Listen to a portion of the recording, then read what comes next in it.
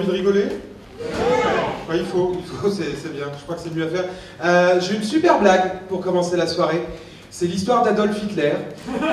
À l'âge de 8 ans, il est en train de courir dans la cour de récréation et il bouscule un de ses camarades qui tombe et qui lui dit « Aïe, Hitler !»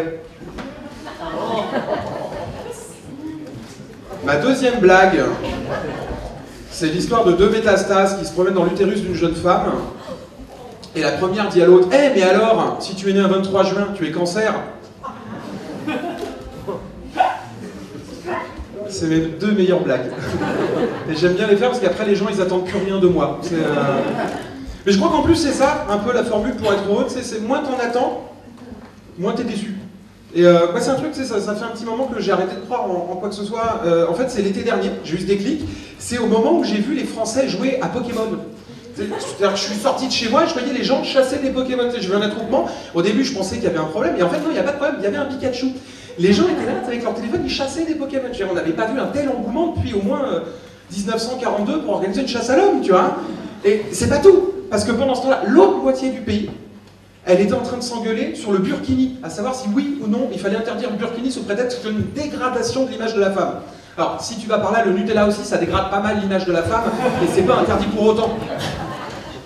Je crois, à force de se focaliser un peu trop sur les problèmes de vie ensemble, on est vraiment en train de devenir très très con. Tu vois, je voyais la réponse de Donald Trump après les attentats qui ont touché la France en novembre 2015, ça a été de proposer qu'on fasse porter des signes distinctifs aux musulmans pour qu'on s'assure de bien les reconnaître. C'est une idée super con quand même. T'imagines, après qu'on ait mis des étoiles aux juifs, on va mettre des croissants au beurre. Un peu con quoi. Tu vois, il n'y a pas une semaine qui se passe sans qu'on vienne nous casser les couilles avec des grands débats. Est-ce que le voile est compatible avec le féminisme? Moi, j'en sais rien. Je le dis sincèrement, je n'en sais rien. Je sais juste qu'il y a des femmes qui sont vachement plus agréables à regarder quand elles en ont un que quand elles en ont pas. Mais je ne sais pas, j'ai pas d'avis. Tu sais quoi, on a eu Charlie Hebdo, l'attentat de Charlie Hebdo. Je sais que c'est un peu clivant pour commencer la soirée. Et après l'islam, je parle du FN. Vous voyez, ça va être vachement plus fédérateur. Et... Vous êtes au courant du premier tour ce soir ou pas? Ok, joie. Et l'attentat de Charlie Hebdo, moi je trouve ça ouf. On est quand même dans un pays où on a cet attentat qui arrive, et on a eu un débat de fond derrière qui est arrivé pour savoir si vous ou non on était Charlie. Vous vous souvenez? Les gens étaient là, ouais, je suis Charlie, moi aussi je suis Charlie. Oh non, je suis pas Charlie. À un moment donné, j'ai eu l'impression de me retrouver dans le village des Schtroumpfs.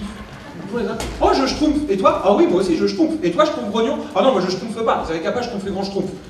On devient un peu con. Bon, ça c'est un test, je ne le garderai pas, ce truc. Non, mais c'est vrai que moi, ça m'inquiète un peu. Et en plus, cette espèce de vocation permanente de l'islam, moi je trouve que ça attise les peurs. Alors que, faut pas s'en faire. Moi je pars du principe qu'il y a du bon partout.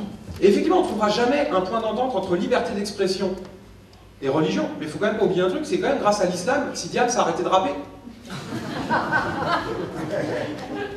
Alors?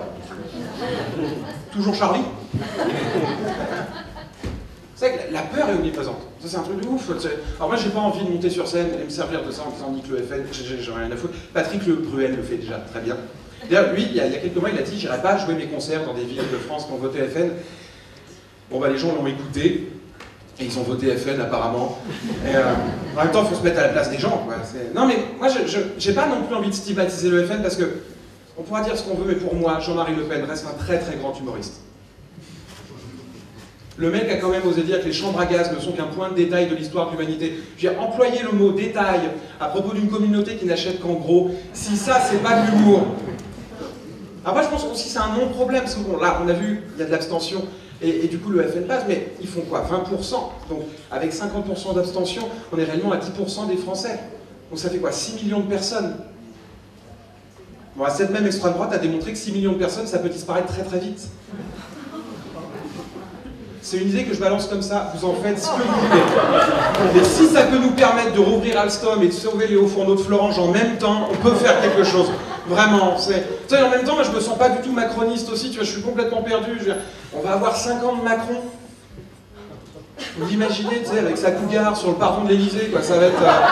genre, on va avoir le premier président en conduite accompagnée de l'histoire de la 5ème République, quoi. Ça me terrifie. Et en même temps, tu sais, je pense que si les gens ont voté comme ça, c'est parce que les gens ont eu peur. Et la peur est vraiment omniprésente. Et ça, tu vois, depuis le début de la crise des migrants, on nous parle tout le temps de la peur. Moi, j'habite dans le 19e. Ils ont ouvert un centre d'accueil pour migrants à côté de chez moi. Et ça se passe bien. Là, les organisateurs du centre ont appelé à la générosité des gens du quartier. Du coup, avec ma meuf, on se balade, on voit plein de filles de bobos qui font la queue, avec plein de conneries dans les bras, bon, qui veulent donner, tu sais, tous ces vieux trucs qu'on a chez nous dont on ne sait pas vraiment quoi faire, et qui ne valent aucune valeur sur une brocante, mais qu'en même temps, on n'a pas tellement le cœur à mettre à la poubelle. Et bien ça, il faut le savoir. Hein, le centre d'accueil pour migrants, c'est le chaînon manquant entre le vide-grenier et le vide-ordure. Si vous voulez faire du vide chez vous, je vous donne le tuyau. Mais la crèche du quartier joue le jeu, tu vois. Et moi, j'emmène mon môme le matin.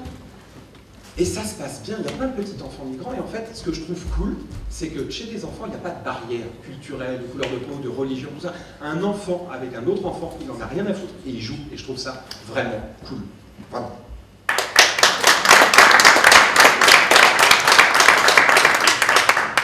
Il y a quand même un truc qu'on peut dire, c'est qu'il y a des jeux qu'on peut faire avec des enfants migrants qu'on ne peut pas forcément faire, des jeux qu'on peut faire avec des enfants occidentaux qu'on ne peut pas forcément faire avec des enfants migrants. C'est la dernière fois, l'animatrice, elle fait un atelier chanson, elle était avec tous les mots autour d'elle, elle était là, bateau, sur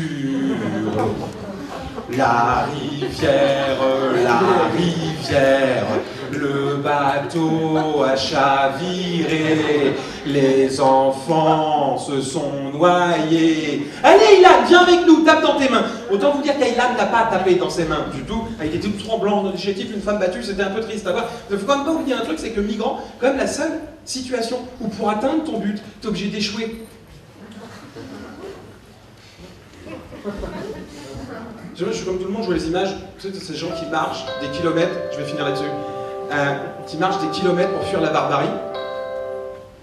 L'image de ces gens qui marchent des kilomètres pour fuir la barbarie, à pied, tu sais, même la dernière fois, quand j'étais, je voyais ça, et il y en avait une sur un vélo, avec un voile, et je me suis dit, elle ressemble vachement à E.T. Et c'est qu'après que j'ai réalisé qu'en fait, E.T., c'est le seul migrant qu'on aime bien, parce que c'est le seul migrant qui veut rentrer chez lui. Et à aucun moment du film, il y a quelqu'un qui lui explique ce qu'est une green card. Et c'est là où on voit que la différence vraiment entre les États-Unis et la France, parce que nous, avec notre système social, qu'on va peut-être perdre, on ne sait pas, mais nous, avec notre système social, E.T., il y a quelques temps, il serait venu en France, il aurait posé un pied à Paris, il aurait fait E.T., téléphone, la CAF, APL, regroupement familial. Bah, je trouve que c'est une blague qui va bien ce soir, quoi. C'est cool. Merci beaucoup, bonne soirée.